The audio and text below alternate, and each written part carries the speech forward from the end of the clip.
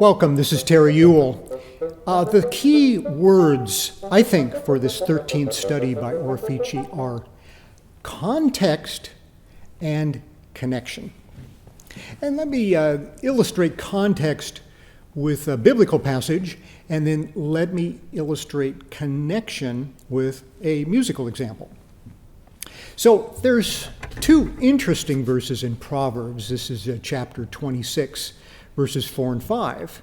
And it goes like this. Verse 4 is, "Do not answer a fool according to his folly, lest you also be like him."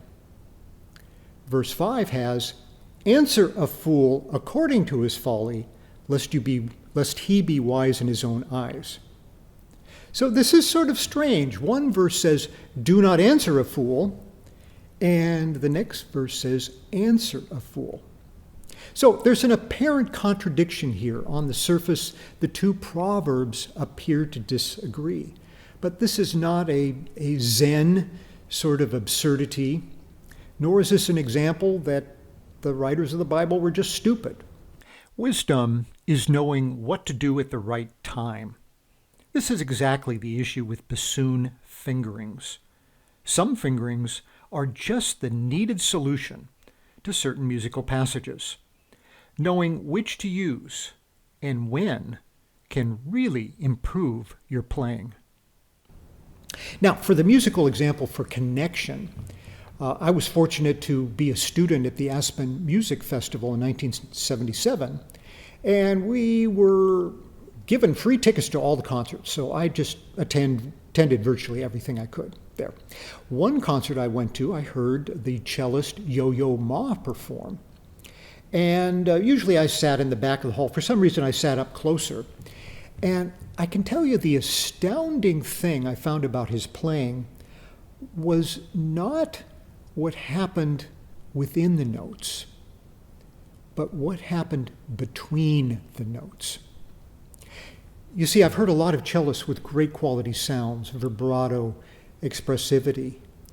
But what was so startling about his playing was the connection from note to note was so smooth and quick and musically appropriate that I found that rather astonishing. And I began to realize it's often those connections between notes that we overlook and that we really need to study. And so this is what I want you to pay attention to in this study. And let me explain. So in this opening first measure, there's a slur from E-flat3 to A-flat3.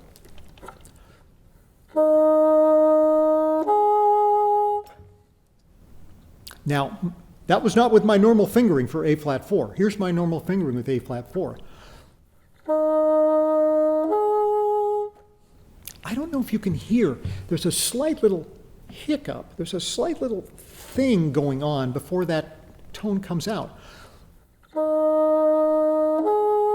Just a little.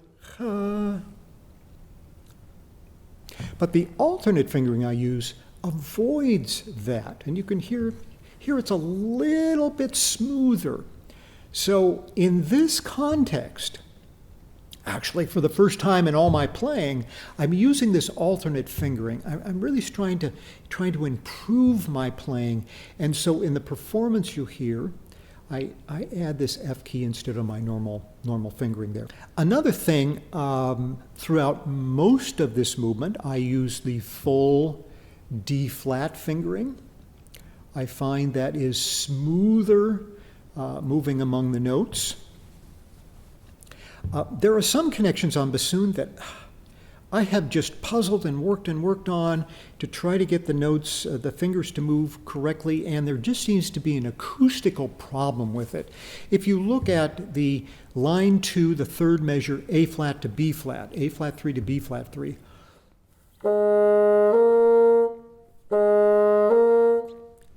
No matter what I do, no matter how much I practice, there's always there's always something happening between those two notes. If I do the other way from the B-flat to the A-flat, it's as smooth as can be.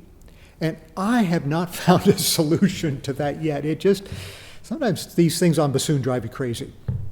I suspect the B flat on bassoon is a weird, weird note. If you ever pull off the key of the B flat key, it's the only hole on bassoon that has 3 holes for that particular key. It's a problematic note. As I'm trying to be attentive to my playing, as Yo-Yo Ma was, I'm finding that there are these imperfections that I just have not yet overcome. Another choice, I guess, of context is the trill from G to A flat on line 4. I use the thumb to trill it. I find I have a little more control than the little finger here. So as you're studying this piece, pay attention to that context, to the connections between note, as well as the shaping you're doing there. So I hope you enjoy the performance coming up. Bye.